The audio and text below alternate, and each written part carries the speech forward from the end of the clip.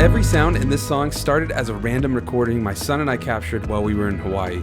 Ocean waves, coconuts, all those little moments from the trip. That was it. Somehow all of it ended up becoming this. Here's how it came together. So with all those recordings imported into Logic, it was time to start turning them into instruments and drums. And I captured a lot of sounds because, especially with this project, I never really know what's going to work until I start experimenting. So the first sound that I wanted to tackle was the ocean waves.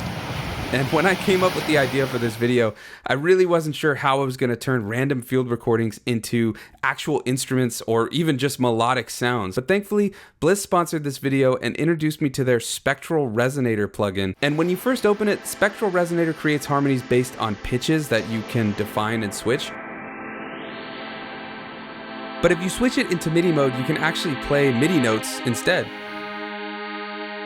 From there, I built a couple pads and a arpeggiated layer from that same recording, just to have a couple different bits of movement and texture before bringing everything into Koala.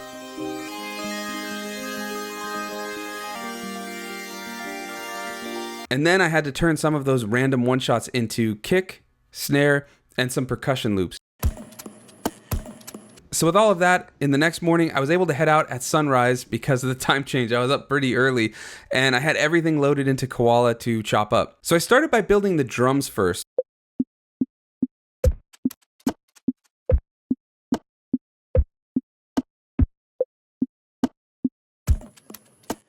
So along with the main drum hits, I also layered in a couple of time stretched and processed percussion loops. It just gives a little more texture and vibe underneath those main drums. I find if it's just like a kick, snare, and hi-hat, it's a little boring for me.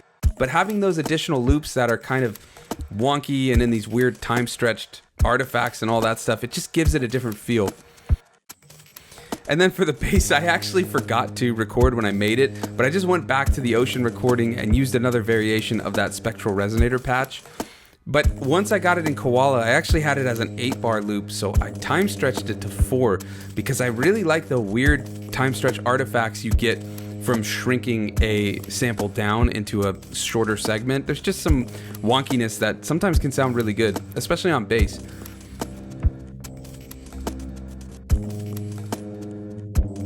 So I also did a little bit of EQ on the bass just to bring up the low end because it was kind of weak and take out a little mud because I know there's going to be a lot in the chops in those mid ranges. And then I wanted to get some effects on because Koala finally added AUV3 support on iPad.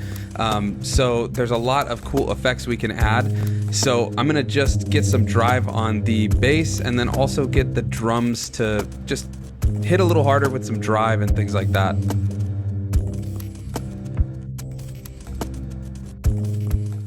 And then it came time to chop those main samples. And rather than having to use auto chop or move samples onto a bunch of different pads, I've been using Koala's new chopper feature. It's actually a couple months old, I think, but instead of creating a bunch of separate samples, everything's just on that single pad, so you don't have to take up a bunch of banks with samples. And you can just use the keyboard to quickly trigger the different chops.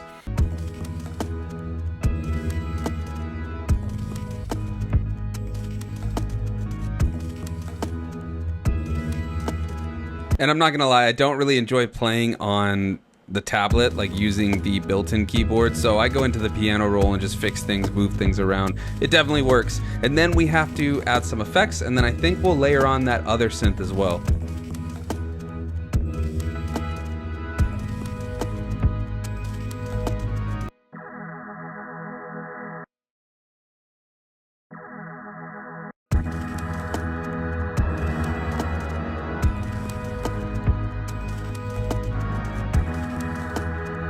So with all of that, most of the track was done, but I still wanted a lead sound, and I didn't really have any good sounds from those samples I made, so I used the internal Quokka synth from Koala for just a melody on top.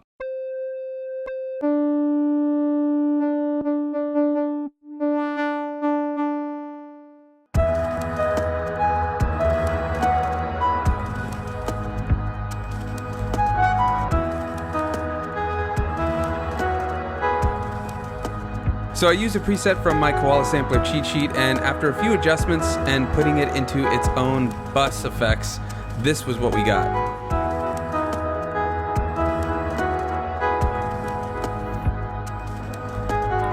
And from there, it's really just a matter of arranging everything. So I usually build up a whole idea with every possible layer I can think of in one pattern, and then I duplicate that and move it to different patterns.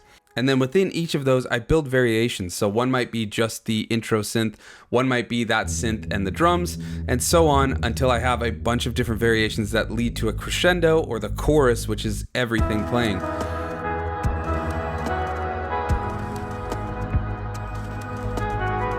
Then I move those into just a single pattern sequentially. So I'll move, let's say, that intro pattern twice, then I'll move the next pattern twice so that I have 8 bars of each thing, and then I might go in and remove some of the drums in that 8th bar just to create a dropout or something for variation.